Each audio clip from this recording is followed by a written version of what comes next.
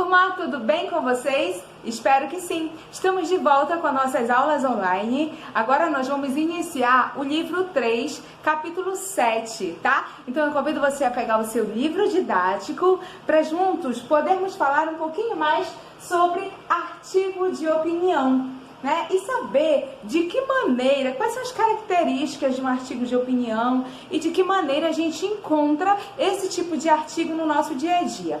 Para começar, eu coloquei aqui uma frase que está aí no livro de vocês, que a gente escuta sempre quando a gente vai conversar, principalmente com os nossos pais, né? Quando a gente pede alguma coisa e alguém pergunta assim: por que você está me pedindo isso? Ou então, por que você está fazendo isso? Ah, porque sim. Porque sim não é resposta. A arte de argumentar. Vocês já ouviram isso de alguém? Hein? Me contem sobre isso na nossa aula online que nós vamos ter ainda essa semana, tá certo? Eu quero ouvir de vocês se vocês já ouviram, né, em algum momento da vida de vocês isso. Porque sim não é resposta. Bem, aqui nessa tirinha diz assim, né? O garotinho pergunta: uma árvore deve ter boas raízes. Uma casa deve ter uma boa fundação. E toda opinião devia ter um bom argumento. E é verdade, né? Toda opinião, ela deve ser pautada em bons argumentos. Afinal de contas, quando a gente emite a nossa opinião, é normalmente para tentar persuadir alguém, tentar convencer o outro, né? Então, as nossas opiniões devem ser bem pautadas. E é o que nós vamos estudar na nossa aula de hoje. Como é que a gente faz essa fundamentação de opinião? Vamos ver?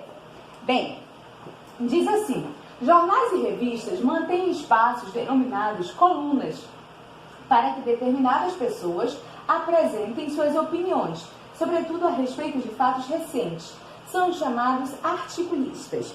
Então, vocês sabem que hoje, gente, é muito presente, né, nesses diferentes contextos de comunicação, principalmente na internet, a questão da opinião, né? Qualquer um pode emitir a sua opinião. E é daí que surgem os grandes debates, tá certo? Nos jornais e nas revistas, antigamente, né, e até hoje ainda, existem um espaço que é a opinião do leitor, né? Que esses leitores que emitem as suas opiniões são chamados de articulistas. Então é lá que eles vão expor aquilo que eles acham a respeito daquela matéria que eles acabaram de ler. Daí, né, dessas discussões, né, dessas opiniões, diversas opiniões que são emitidas, é que vão surgir os debates, tá? Normalmente, através desses comentários que surgem os grandes debates, onde as teses compartilhadas são apoiadas ou refutadas. Então, normalmente, quando a gente vai ler uma matéria, a gente, né, rapidamente imagina alguma coisa a respeito daquela matéria, tira alguma conclusão a respeito daquele assunto, tá certo? A primeira coisa que a gente precisa observar na hora de lermos um artigo de opinião, principalmente, é a tese defendida pelo autor. Daqui a pouquinho eu vou explicar para vocês o que é a tese, mas eu já posso antecipar que a tese é a opinião, né, de quem está escrevendo aquele artigo de opinião. É a opinião em si, tá? É aquilo que ele vai defender, aquilo que ele acha. E ele sempre vai se basear em uma tese e expor todos os argumentos para tentar convencer o leitor de que aquela tese dele é a que é a verdadeira, né, a correta, que ele acha que é a melhor naquele momento, tá certo? Então é comum na internet, né, naqueles comentários, normalmente tem uma matéria, aí logo embaixo tem aqueles diversos comentários em que o leitor vai expor a sua opinião. Mas vocês já perceberam que tem muitos leitores que só dizem assim: ah, eu concordo, ou então, ah, eu discordo.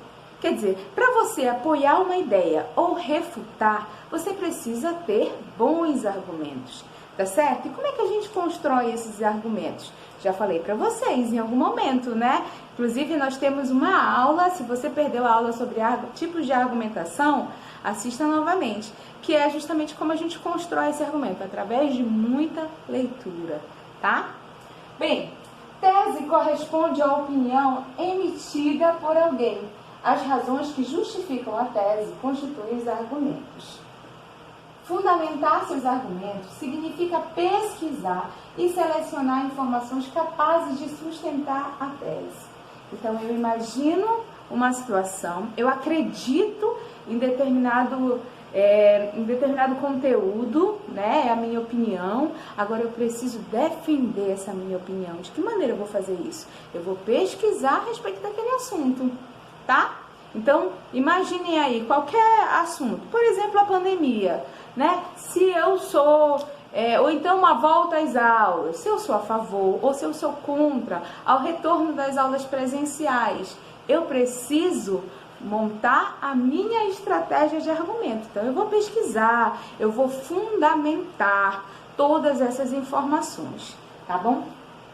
Uma possibilidade de convencer o público-alvo é maior quando se mostra dados estatísticos, exemplos do cotidiano ou depoimentos de autoridade no assunto. Então, se eu fosse falar a respeito dessa temática, o retorno às aulas presenciais, vamos colocar aqui, por exemplo, a nossa escola, né? A escola Instituto Santa Terezinha. Estamos preparados para receber os alunos? Sim, mas eu preciso fundamentar, mostrar, como tem sido mostrado aí em alguns vídeos, né, dentro da escola, como é que a escola já está toda organizada para receber os alunos. Aí eu preciso montar uma estratégia, né, mostrar os números de casos, se diminuíram realmente, para poder dar segurança para os pais. Quer dizer, todas essas informações, elas devem ser pesquisadas para fundamentar o meu argumento. Tá? Eu não posso só dizer, não, eu sou a favor. Sim, mas você é a favor por quê? Ou então, eu sou contra, mas você é contra por quê? Então tem sempre aquele porquê, tem sempre aquela justificativa, sabe? Então, esse tipo de argumento, gente, não sei se vocês sabem, mas ele não está presente só na redação, não. Em qualquer matéria, principalmente história, geografia, quando o professor pede para você responder determinada pergunta, lá no final ele pede assim, justifique. O que é aquela justificativa? É o seu argumento que ele quer ouvir, é a sua opinião que ele quer ouvir a respeito daquele determinado assunto, tá bom? Argumento de prova concreta. Aqui eu coloquei, basicamente, só para a gente relembrar alguns tipos de argumentos. Não esqueçam, nós já temos essa aula gravada, tá? Se você quiser assistir novamente, procura aqui no canal do IST Bragança que você vai encontrar tipos de argumentos, tá bom? Bem, aqui eu coloquei os 3 que a gente normalmente trabalha, né, na nossa escrita de textos do dia a dia e também estão muito presentes no artigo de opinião. Argumento de prova concreta são dados estatísticos ou históricos, fatos do cotidiano, resultados de pesquisa. Tá? Então é muito importante, quando a gente vai escrever um artigo, a gente fundamentar as nossas ideias em dados estatísticos. Pesquisas relacionadas àquele assunto, tá? Por exemplo, falando, né, dessa questão mais uma vez sobre o retorno às aulas, quantos por cento da população é a favor, quantos por cento são contra, os números diminuíram, aumentaram, como é que está a escola, qual é a quantidade de aluno que vai poder frequentar as aulas presenciais. Então toda essa estrutura, gente, né, já foram feitas pesquisas a respeito disso, então tem muitas pesquisas no mercado, basta você pesquisar para poder fundamentar o seu argumento. Nós chamamos isso de argumento de prova concreta, tá bom? Argumento de autoridade, uma citação de uma autoridade em determinado assunto. Então, nesse nosso caso que é referente à saúde, quem é que pode emitir uma nota para dar uma certa tranquilidade? A Secretaria Municipal de Saúde. Né? Não são eles que estão responsáveis por fazer toda essa sondagem de se ter aumentado ou diminuído os casos de coronavírus em Bragança? Então, alguém de lá da secretaria, ou então estudiosos, epidemiologistas, essas pessoas são as responsáveis, autoridades nesse assunto.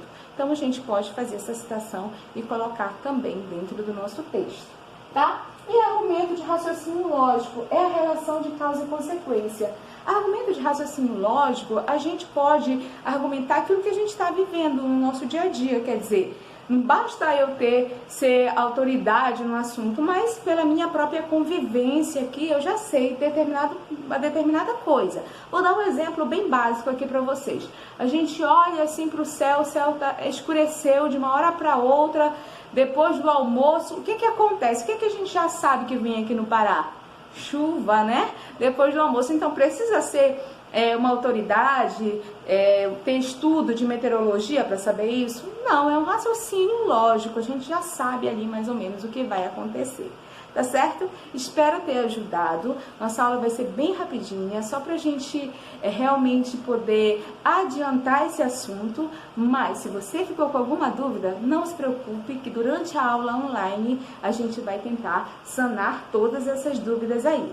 Tá certo?